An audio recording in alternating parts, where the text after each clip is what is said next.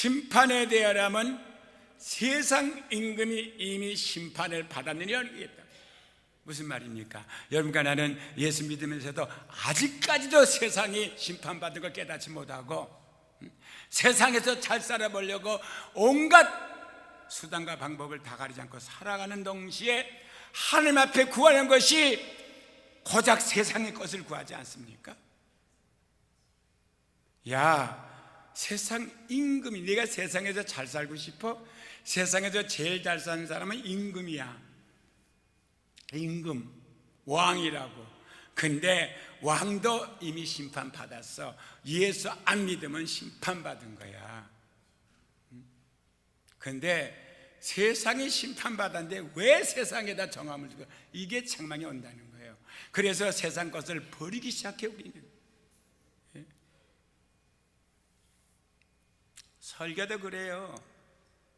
오늘 했으면 내일 또 하려고 다 버리고 새 것을 받아야지 맨날.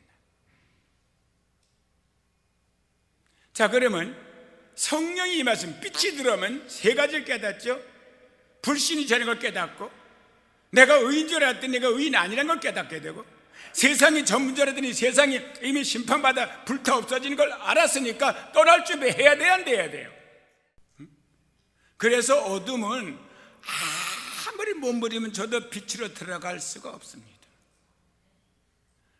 그러면 어떻게 해야 빛으로 들어갈 수 있습니까? 어둠이 빛으로 변하면 되는 거예요. 빛은 빛과 하나가 되고 빛은 빛과 연합되기 때문입니다. 어둠이 빛으로 변하려면 간단합니다. 빛을 받아들이면 어둠은 물러가고 빛으로 변하는 거예요. 빛을 받아들여야죠. 빛을 받아들이게 되면 빛 안에 있는 생명도 함께 들어오게 되는데, 이 생명이 내 안에서 만들어지는 것을 거듭남이라고 그러고 혹은 증생이라 하는 거예요. 본어게인. 왜?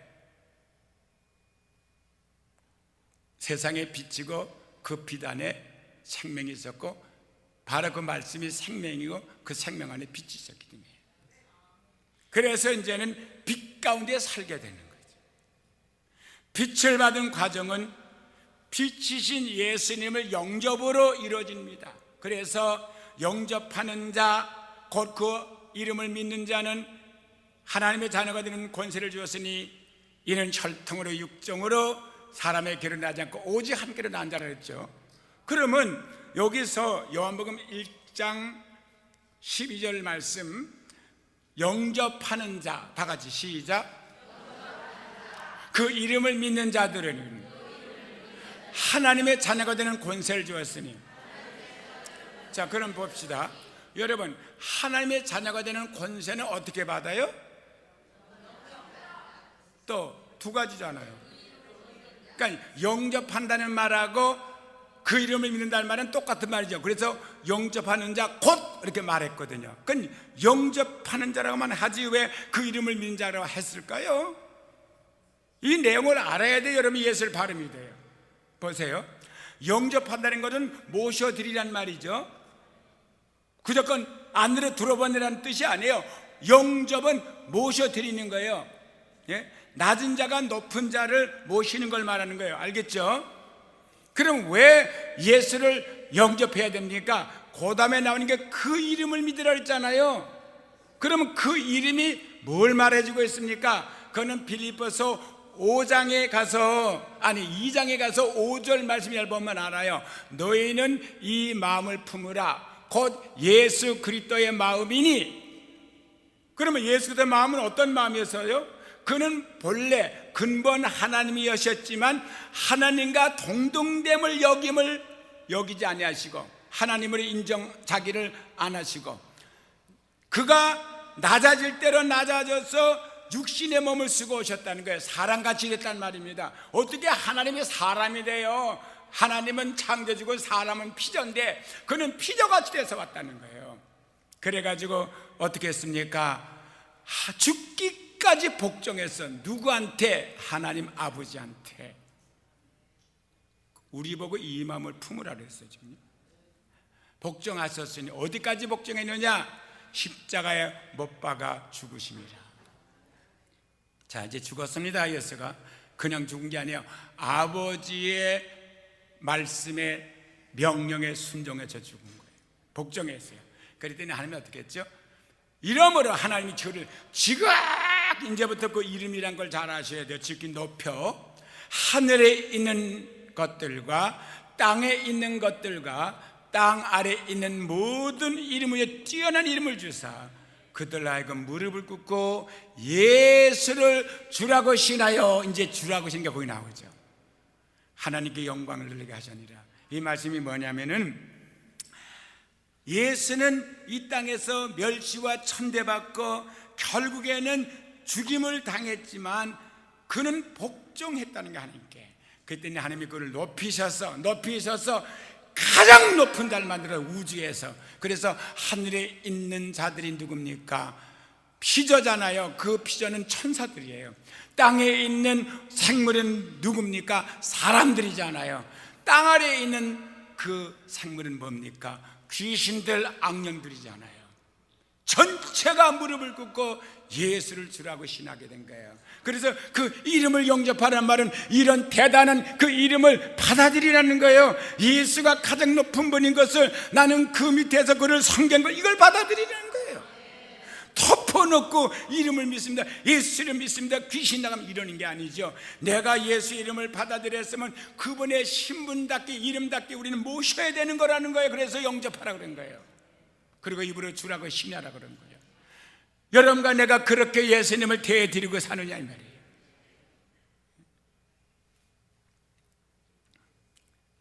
그래서 빛을 받아들이면 어둠은 물러가게 되어 있어요. 빛을 받는 과정은 빛 대신 예수님을 영접함으로 이루어진다고 그러지 않았습니까? 곧 그 이름을 믿는 자에게는 한 자는 권세를 주었다.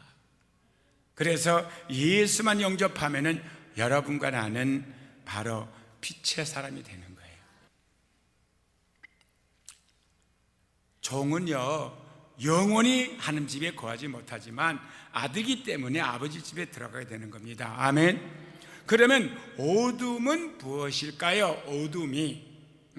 어둠은 빛이 들어오지 않은 상태를 말하는 자, 빛이 들어오지는 상태. 우리 다 어둠이에요. 근데 빛이 안 들어왔으니까 어둠이에요, 그대로. 한 사람도 스스로 빛된 사람은 없거든. 예수님 한 분밖에는. 정죄 아래에 있는 것을 말합니다. 정죄란 말을 잘 알아들으셔야 돼요. 정죄. 너는 죄인이야. 이것이 바로 어둠이에요. 그래서 요한복음 3장 19절 20절에 보면 정죄는 이것이니, 잘 들어요. 정죄가 뭔가? 곧 빛이 세상에 왔으되 사람들이 자기 행위가 악함으로 빛보다 어둠을 더 사랑한 것이니라. 악을 행하는 자마다 빛을 미워하여 빛으로 오지 아니하나니 이는 그 행위가 드러날 감이라. 무슨 말입니까? 우리는 다 어둠 가운데 행하고 살았어요. 나는 저 사람보다 나은 것 같아도 그 사람보다는 나은지 몰라도 빛이 비치면 우리는 도망갈 수밖에 없는 부끄러운 행동을 다 하고 살았어요. 그런데 빛이 왔어요, 세상에. 그럼 예수라고요. 오니까 그 빛 앞에 서면 내가 치부가 다 드러나. 그러면 내가 변화될 생각이 있으면 치부를, 부끄러움을 무릅쓰고 나가서 엎드려서 빛을 받아들여야 되는데 내 치부가 어둠 가운데 가는 게 드러날까 봐 빛을 안 받아들이는 거예요. 빛을 받아들이지 않는 거예요. 그게 어둠이에요. 그게 정죄를 받아요. 그렇게 되니까. 그래서 빛을 미워하게 되는 거죠. 그래서 빛으로 오지 아니하니 이는 그 행위가 드러날까 봐. 그래서 여기서 자기 행한 그런 게 맞춰지는 메시지가 나가면 굉장히 불안하고 앉아끼기가 싫고 그 다음에 설교가 듣기 싫은 거예요. 그러면 회개하고 새롭게 돼야지. 빛을, 말씀이 빛인데 말씀이 나오는데 말씀 갖다 이렇게 밀어버리면 어떻게 해요? 정죄라는 걸 잘 들으셔야 돼요. 정죄라는 것은 여러분이 그러니까 유죄라고 판사가 최종적으로 확정한 것, 즉 판결에서 공식적으로 선언하는 것을 말합니다. 그래서 정죄된 사람이 죄인이지, 정죄되지 않은 사람은 죄를 보면서도 죄인은 아니에요. 아직까지. 여러분, 내가 교통위반을 했어요. 그러면 딱지를 줬거든요, 경찰이. 그러면 그거에 벌금 내야 돼? 아니죠. 내가 프로테스트 할 수 있어요. 그럼 재판소를 가야 돼요. 재판소에서 판사가 최종 결정 내릴 때 정죄라고 그래요. 그러면 정죄되는 뭐가 따라와요? 벌금이 따라오죠. 아니면 감옥에 가든지 대가가 따라오는 거예요. 그런데 내가 이기면, 아니라고 판정되면 무효예요.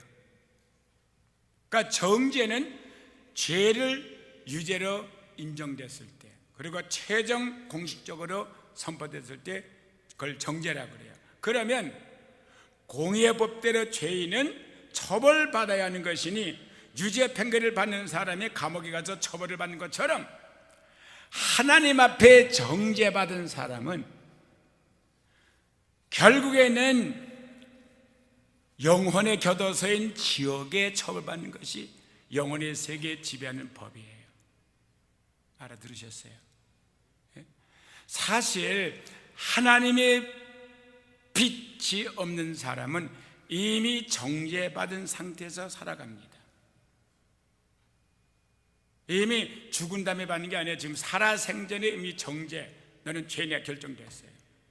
심판을 아직 받지 않은 것이죠. 사실 하나님의 빛이 없는 사람은 이미 정죄받은 상태에 살아가는데, 남은 것은 유죄라는 최종적인 심판이 공식적으로 선포되는 것만 남았는데, 그게 여러분 죽자 말자 그렇게 되는 거예요.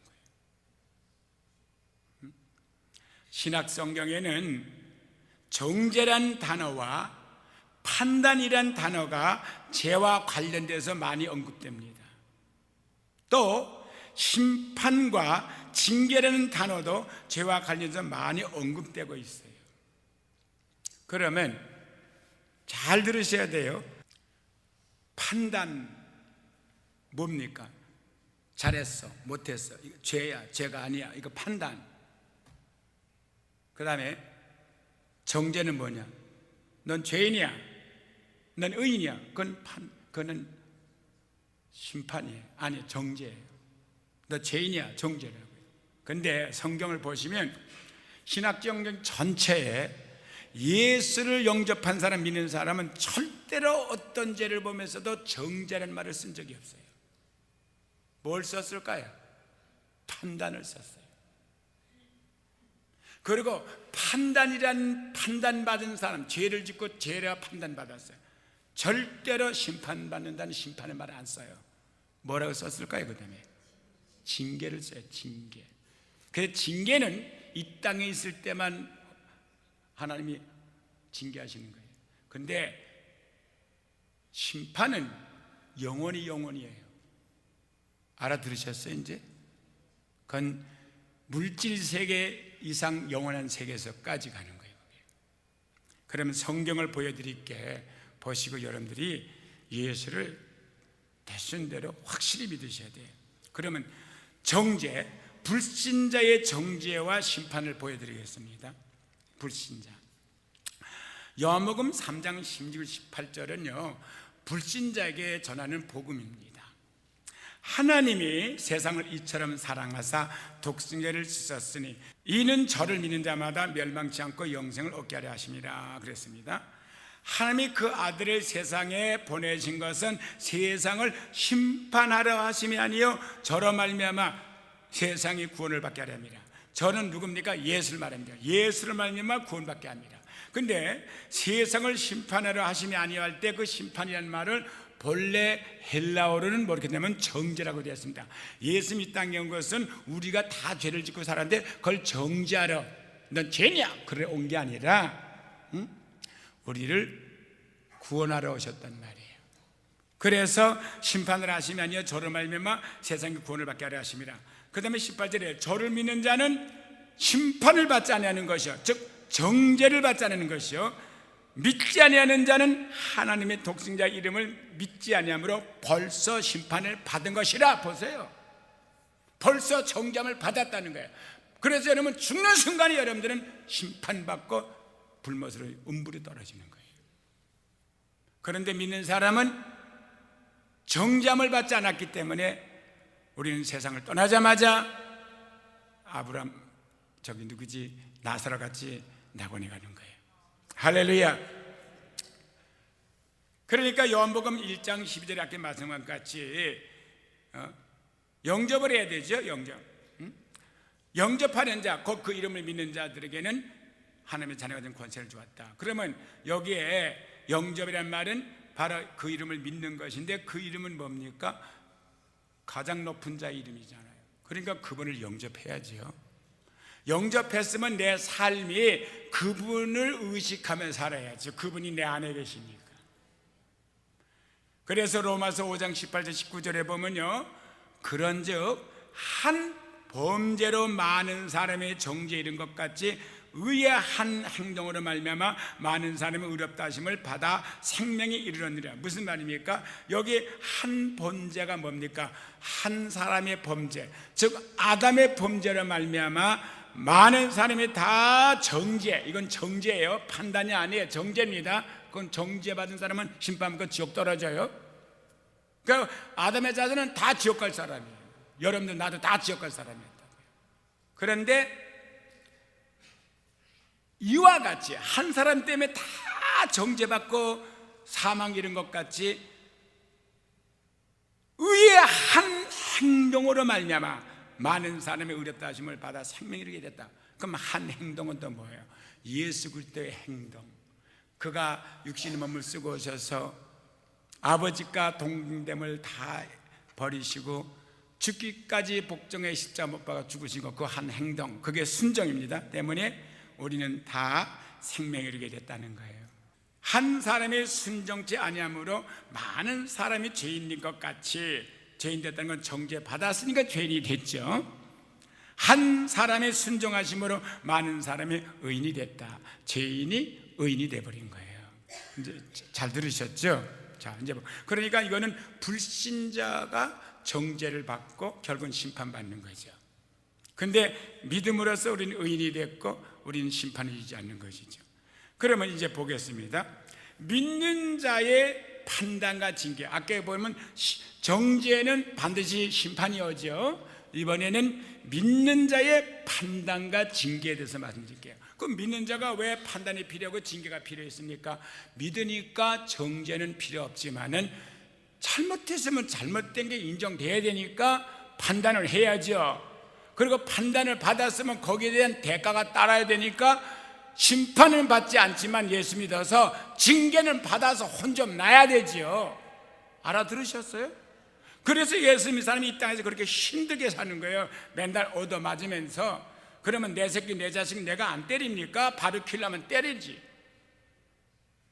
남의 자식이나 가난히 내버려 두는 거죠.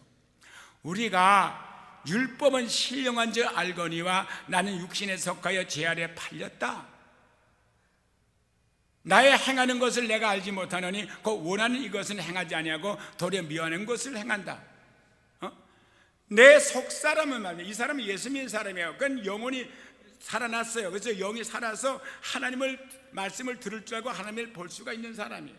그러니까 속사람은 영은 하나님의 뜻을 따르려고 그래. 그런데 이상하게 한 뜻을 행하려고 하는데 행하지 못하고 뭔가 자꾸 죄 가운데 끌어가는 거예요. 내가 원치 않는 걸 하게 되는 거예요. 그래서 나의 행하는 것을 내가 알지 못하느니 곧 원하는 그것은 행하지 아니하고 도리어 미워하는 것을 함이라. 예수 믿는 사람들은 죄를 미워한다. 근데 죄를 져요. 그래서 만일 내가 원치 않는 그것을 하면, 만일 내 영혼이 원치 않는 것을 내가 하면 그 말이에요. 내가 이러 율법에 선한 것을 신하니 이제는 이것을 행하는 자가 아니요 내 속에 거는 죄다. 그러면 죄가 어디 있습니까? 밖에 있는 게 아니에요. 여러분 속에 있어요. 여러분 속에, 내 속에. 예수를 믿고 죽을 때까지 죄는 우리 속에 거하고 있습니다. 예? 이걸 깨달아야 돼. 우리가 누구 때문에 내가 화를 내서 죄를 짓는다? 아니요. 내 속에 죄가 없으면 누가 아무리 날 욕을 하든 상관이 없어요. 내 속에 죄가 있으니까 거기에 반응이 일어나는 거지. 내 속, 그러면 17절까지 그렇게 내 속에 거하는 죄라서, 그러면 이 죄는 이곳 행하는 자가 내가 내 속에, 그럼 내 속 어디 거합니까? 내 속에 있대. 밖에 있는 게 아니라 내 속에 있대요. 18절에 그걸 설명해 줍니다. 내 속, 곧 내 육신에 선한 것이 거하지 아니하는 줄을 아노니 원하면 내게 있으나 선행하는 것은 없다는 거예요. 그러니까 이 육신에는 죄가 거하고 있어요. 죽을 때까지 철야하고 금식해도 죄를 여기 거하고 있는 거예요. 그걸 알아야죠. 우리가 어떻게 신앙생활을 해요. 그래서 우리는 전쟁하는 거예요. 죽을 때까지 죄와 싸워야 되는 거예요. 죄와 싸워야 되는 거예요. 내가 원하는 바 선은 하지 아니하고 도리어 원치 않은 바 악은 행하는도다. 원하는 선을 행하고 원치 않은 악을 행하는 거예요. 그러니까 예수 믿는 사람은 얼마나 악을 많이 행해요. 남 마음 아프게 만들어주고 힘들게 만들고 말이지. 잘 들으세요. 그 여론과 나라고요. 만일 내가 원치 아니하는 그것을 하면 이를 행하는 자가 내가 아니요 내 속에 거는 죄라는 거예요. 왜 분리시켰습니까? 내가 죄인이면 천국 못 가잖아요. 예수 믿으면 죄와 나는 분리되는 거예요. 알겠습니까? 그래서 그 사람은 내가 죄인이 아니니까 회개를 하지 죄를 자백하죠. 그러므로 내가 한 법을 깨달으니 곧 선을 행하기 원하는 나에게 악이 함께 거하는 것이라다. 선은 내 영속에 거하고 악은 내 몸속에 거하고 있는 거예요. 내 속사람으로는 하나님의 법을 즐거워하되 내 지체 속에 한 다른 법이 내 마음의 법과 싸워 내 지체 속에 있는 죄법 아래로 나를 사로잡는 것을 보도다. 그 사로잡혀 갔어. 왜 사로잡혀 가세요? 내 영속에 있는 내 영보다 내 영속에 있는 그 하나님의 성령의 그 서욕보다 내 지체 속에 있는 제 서욕이 더 강하니까 끌려간 거예요. 그래서 여러분들이 영을 강하게 만들어야지. 영을 강하게 만들어야 돼요. 그렇지 않으면 다 끌려가요. 직분하고는 상관이 없어요.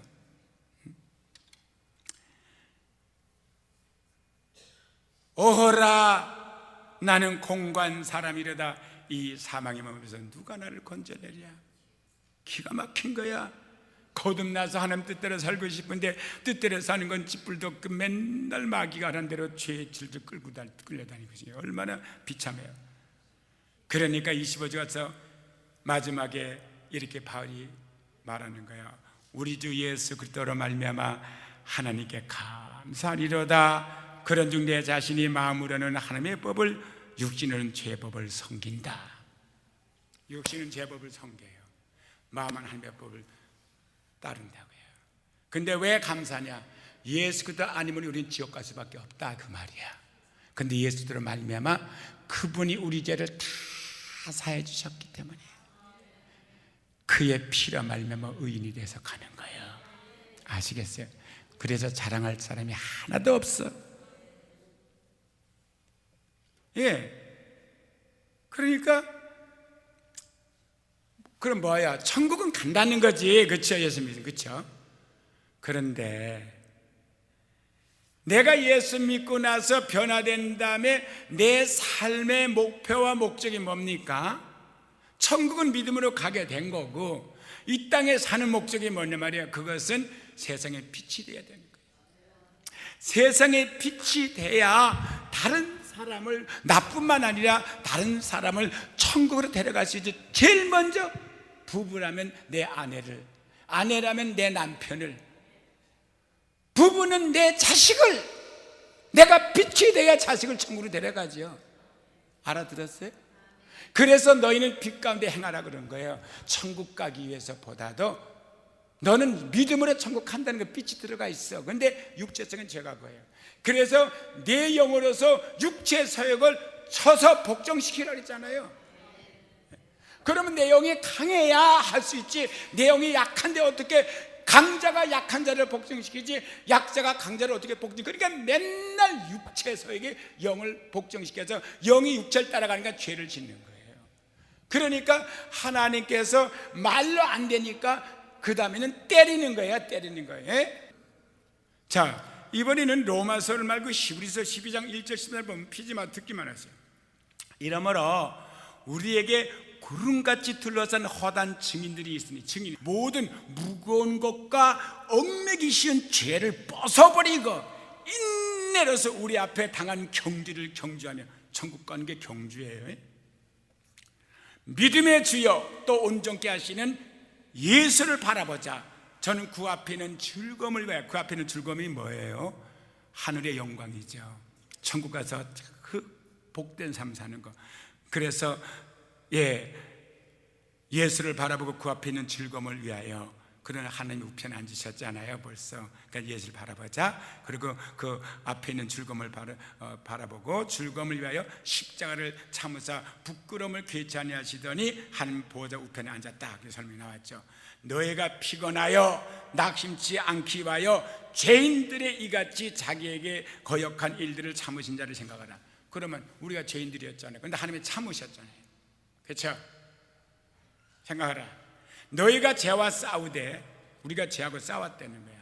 싸우긴 싸우죠. 죄 안 지려고. 아직 피 흘리기까지는 대항치 아니하고. 피 흘리기까지 뭐예요? 우리가 예수 믿는다고 잡아다 가두고 오기 가둔 거 아니잖아요. 막 목을 자르는 거 아니잖아요. 칼로 배를 찌르는 거 아니잖아요. 그러면 우리는 안 믿을까 안 믿을까. 그런 정도로 목숨까지 뺏기는 시험은 받지 않았던 거예요. 그래서 대항하지, 죄와 싸우되 대항을 안 했다는 거예요. 또 아들들에게 권하는 것 같이 너에게 권면하신 말씀을 잊었도다 이랬죠. 말하는 일 안 들었어. 권면했는데 안 받아들인 거야. 잊어버리고 있어요. 그러니까 내 아들아, 주의 징계하심을 경여기지 말며. 징계라는 말이 나오지? 심판이 아니죠. 징계죠. 보세요. 왜? 이거는 판단받은 거거든요. 징계하심을 경여기지 말며 그에게 꾸지람을 받을 때 낙심하지 말라. 주께서 그 사랑하시는 자를 징계하시고 그의 받으시는 아들마다 채찍질 하심이니라 하셨으니. 자, 징계가 뭐야? 징계가 채찍이었다고 매를 때렸잖아요. 얼마나 아프겠어요. 사업은 부실해졌죠. 자식은 옆길로 갔죠. 몸에는 병이 걸렸죠. 얼마나 힘들어요. 하나님은요 끝까지 인내하시고 우리를 판단하시고 징계하신다고요. 왜? 하나님 복 주시려고.